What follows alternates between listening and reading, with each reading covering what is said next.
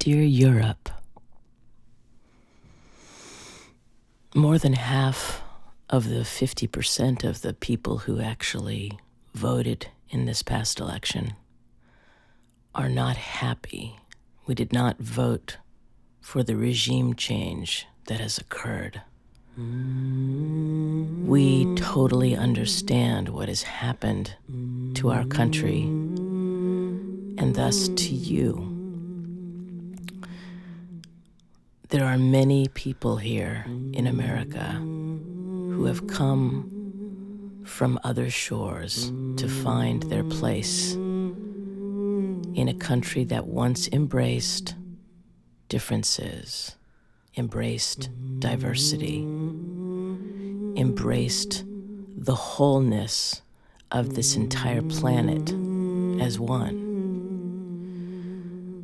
Unfortunately, the governing ideology of the less than half of the 50% of the people who voted in this election gained power in all three branches of our government. This means that they can do everything that they have wanted to do, that they have denied our current president. They will finally fill the benches of the judiciary that have gone empty for so long.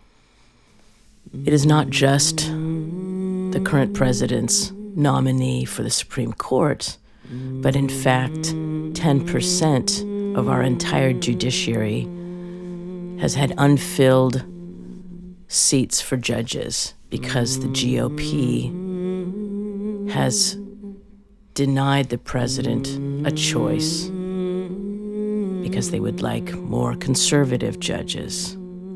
So they ceased to fulfill their constitutional duty and let those seats remain empty for years. They will now have complete control of the interior of the nation, a group of people who have no regard for the environment, for nature, people who promise to gut our environmental protection agency, fill it with climate change deniers. They've had ideas to take away our national parks, sell them off to the highest bidder. They want to continue to frack to the center of the earth, deny climate change, pull out of the Paris Agreement, pull out of all agreements, in fact. The treaties that were originally signed with the Native Americans, the agreements with our border neighbors, damage in their first 100 days of taking control on January 20th, 2017. So the more than 50% of the 50% of the population that actually bothered to vote, we are sickened. We can't sleep. Our stomachs are tied in knots.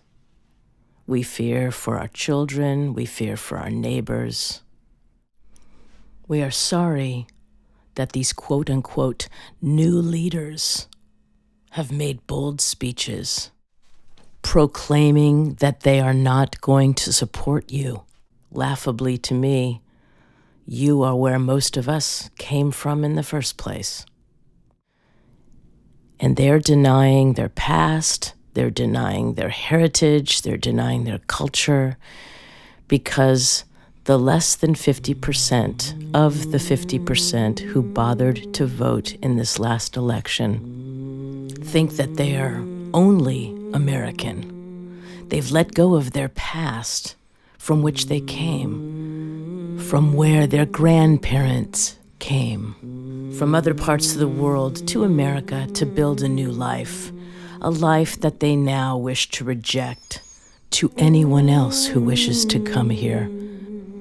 And they have now embraced a nationalistic horror show that the rest of us are not going to sit back and watch.